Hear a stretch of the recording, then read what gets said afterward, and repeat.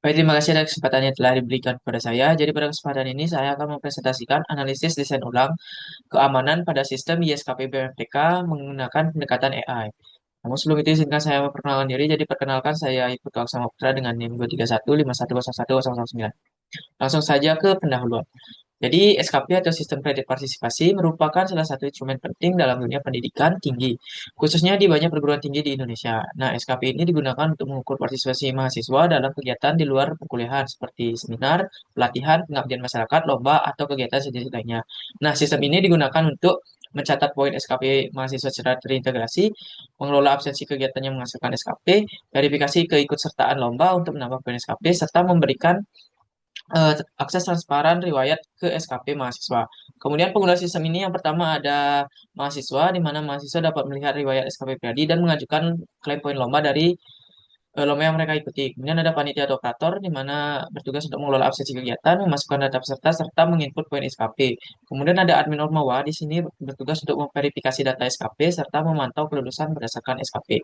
Kemudian ada admin sistem, bertugas untuk pengelolaan akun, infrastruktur sistem, dan maintenance teknis. Nah, sebagai sistem yang berhubung langsung dengan kelulusan atau administrasi resmi, ISKP BMTK ini memiliki tingkat risiko keamanan yang perlu dianalisis secara serius. Nah, langsung saja ke identifikasi masalah keamanan pada sistem awal.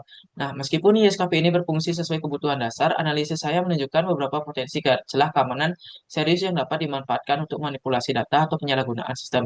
Yang pertama yaitu titip absen.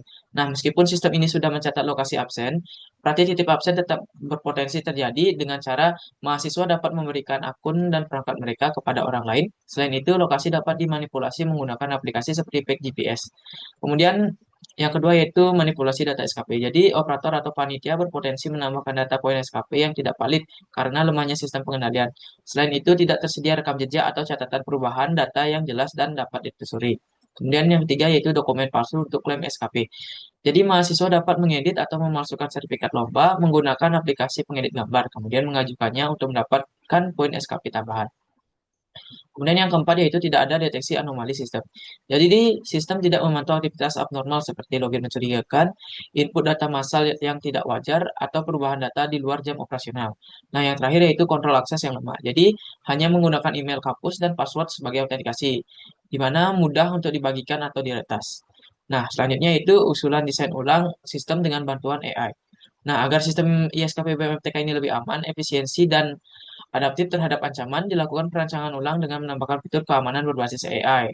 Seperti yang pertama itu face recognition untuk absensi, di mana sistem absensi kegiatan dilengkapi dengan fitur verifikasi wajah untuk memastikan bahwa hanya mahasiswa yang bersangkutan yang dapat melakukan absensi.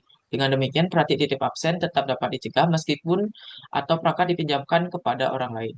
Yang kedua yaitu AI Powered Location Verification, di mana AI akan mempelajari pola lokasi absensi mahasiswa berdasarkan riwayat data sebelumnya, di mana sistem mampu mengidentifikasi adanya manipulasi lokasi seperti penggunaan aplikasi Peg GPS atau VPN.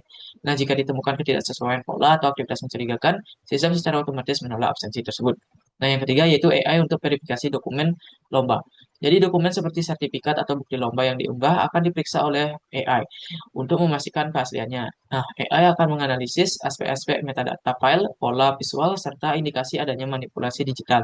Nah, jika ditemukan kejadian, dokumen tersebut otomatis ditolak atau diberikan tanda untuk dilakukan verifikasi manual oleh admin. Nah, yang keempat yaitu behavioral anomaly detection.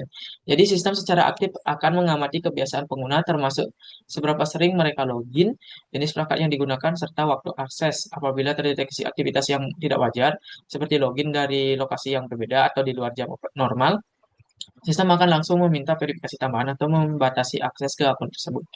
Nah, yang kelima yaitu Read-Based Access Control, di mana hak akses ke fitur penting seperti pengisian poin SKP hanya diberikan kepada pengguna dengan tingkat risiko yang dianggap rendah. Penilaian ini dilakukan oleh AI berdasarkan analisis aktivitas terbaru, lokasi login, serta perangkat yang digunakan oleh pengguna.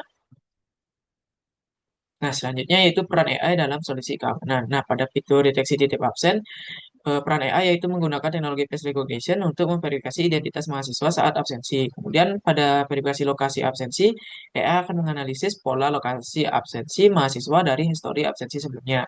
Pada pemeriksaan dokumen lomba, AI akan menganalisis dokumen bukti partisipasi lomba seperti sertifikat yang diunggah mahasiswa. AI akan melakukan pemeriksaan otomatis terhadap kualitas visual, struktur dokumen, dan metadata file untuk mendeteksi kemungkinan hasil edit atau pemalsuan.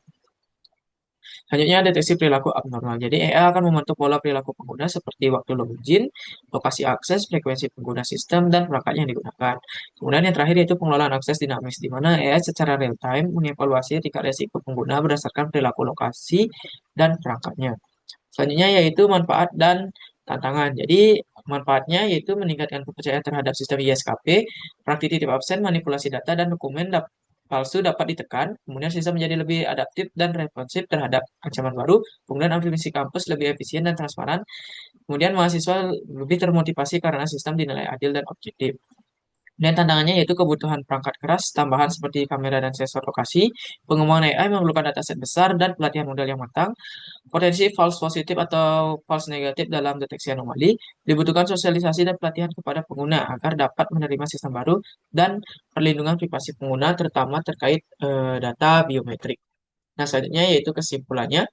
Jadi, desain ulang YSKP dengan menambahkan keamanan berbasis AI merupakan langkah strategis untuk menjawab tantangan keamanan di era digital. AI tidak hanya berperan sebagai alat deteksi, tetapi juga sebagai sistem yang mampu belajar, beradaptasi, dan memberikan proteksi secara proaktif. Nah, upaya ini sejalan dengan prinsip secure by design, di mana keamanan tidak hanya ditempelkan di akhir, tetapi juga menjadi fondasi sejak tahap perancangan sistem. Nah, meskipun tantangan implementasi pasti ada, manfaat jangka panjang yang diperoleh seperti kepercayaan pengguna, efisiensi administrasi, dan peningkatan integritas kampus jauh lebih besar.